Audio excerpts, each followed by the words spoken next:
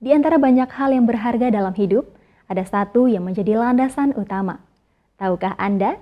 Ia adalah keyakinan. Keyakinan adalah hal yang sangat penting dalam kehidupan kita. Ia memberi arah, keteguhan, dan semangat untuk melangkah. Namun, pernahkah Anda bertanya apa makna keyakinan dalam ajaran Buddha? Bersama Bikhu Medacito, mari kita temukan jawabannya. Simak sampai selesai, karena ini dapat membuka sudut pandang baru dalam hidup Anda. Tahukah Anda? Satyotos, Namo Buddhaya. Selamat siang, salam sejahtera untuk kita semuanya. Dalam hidup ini, satu hal yang sangat berharga bagi kita umat Buddha adalah keyakinan, sada. Keyakinan kita pada Sang Buddha, Dhamma dan Sangha, keyakinan pada hukum karma. Keyakinan ini menjadi satu kekuatan yang mendorong kita untuk senantiasa melangkah dalam kedamaian. Keyakinan yang kita miliki itu seperti halnya penerang jalan, yang mana dengan keyakinan yang kita miliki ini kita akan mampu melangkah di jalan yang benar. Sang Buddha menegaskan dari semua kehilangan, baik itu kehilangan materi, kehilangan sanak saudara, kehilangan orang-orang yang dicinta, kehilangan popularitas, tidaklah seberapa daripada kehilangan keyakinan. Jadi, pertahankan dan jaga keyakinan ini. Jangan biarkan keyakinan ini luntur atau tergantikan karena situasi. Sesulit apapun keadaan kita, jangan biarkan keyakinan kita luntur kepada yang lain. Bapak Ibu, saudara-saudari yang berbahagia, sada dalam agama Buddha adalah satu hal yang sangat berharga. Sang Buddha mengatakan, Sadidawitang Porisa Sasetang, bahwa di dunia ini satu hal yang sangat berharga adalah sada.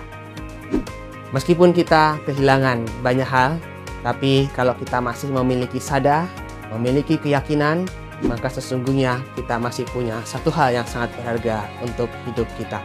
Bapak Ibu, saudara-saudari yang berbahagia, di dalam Sada Sutta, Sang Buddha menjelaskan beberapa manfaat tentang pentingnya memiliki sada. Yang pertama, jika ada orang-orang baik di dunia ini ingin menunjukkan belas kasihannya kepada orang lain, orang-orang baik ini akan lebih memprioritaskan orang-orang yang berkeyakinan, bukan orang yang sebaliknya.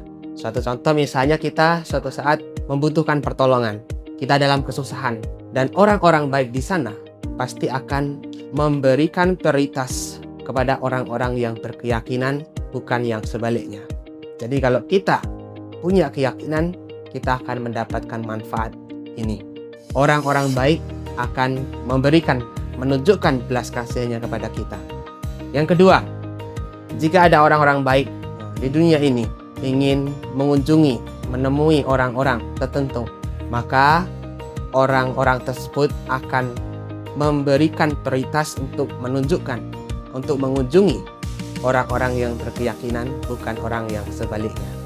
Kalau kita adalah orang yang berkeyakinan, maka ketika ada orang-orang baik ingin berkunjung, maka mereka akan memilih kita sebagai tujuannya.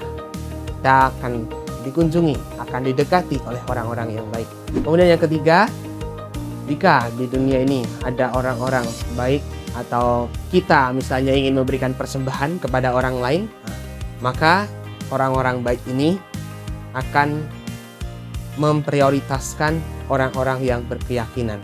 Demikian juga ketika ada orang ingin berdana, orang tersebut juga akan memberikan prioritas kepada orang yang berkeyakinan untuk menerimanya. Jadi Bapak Ibu Saudara, kita akan mendapatkan hak-hak yang istimewa. Karena kalau kita mau berdana, ada orang-orang yang berkeyakinan yang siap menerima persembahan kita, atau kalau ada orang lain mau berdana kepada orang, kita akan mendapatkan posisi prioritas yang akan mereka bantu. Kemudian manfaat yang selanjutnya adalah ketika ada orang-orang yang bijaksana ingin mengajarkan dhamma, memberikan nasihat-nasihat yang bijaksana, orang-orang tersebut akan memilih untuk mengajarkannya kepada orang yang berkeyakinan, bukan orang yang sebaliknya. Kalau kita adalah orang-orang yang punya keyakinan, maka orang-orang yang bijaksana akan lebih senang mengajari kita dhamma, mengarahkan kita pada hal yang baik. Kemudian yang terakhir adalah orang yang berkeyakinan akan meninggal dengan bahagia dan terlahir di alam surga, alam bahagia. Itulah Bapak Ibu manfaat dari kita memiliki keyakinan sebagaimana yang disebutkan di dalam Sada Sutta di Anguttara Nikaya. Terlepas dari itu semua, tentu keyakinan yang kita miliki ini akan menguatkan kita dalam langkah berjalan dalam kebaikan. Kalau ada hal-hal yang buruk yang melintas dalam perjalanan kita tetap akan kokoh untuk terus melangkah pada tujuan yang baik. Meskipun dalam perjalanan mungkin akan ada satu rintangan atau halangan, orang yang berkeyakinan akan mampu melewati itu semua dan tetap berjalan di jalan yang lurus. Maka dari itu Bapak Ibu, kita patut untuk mempertahankan keyakinan, merawat keyakinan kita, menjaga keyakinan kita supaya semakin kuat, semakin tumbuh, dan ini akan membuat diri kita penuh berkah dan hidup terarah.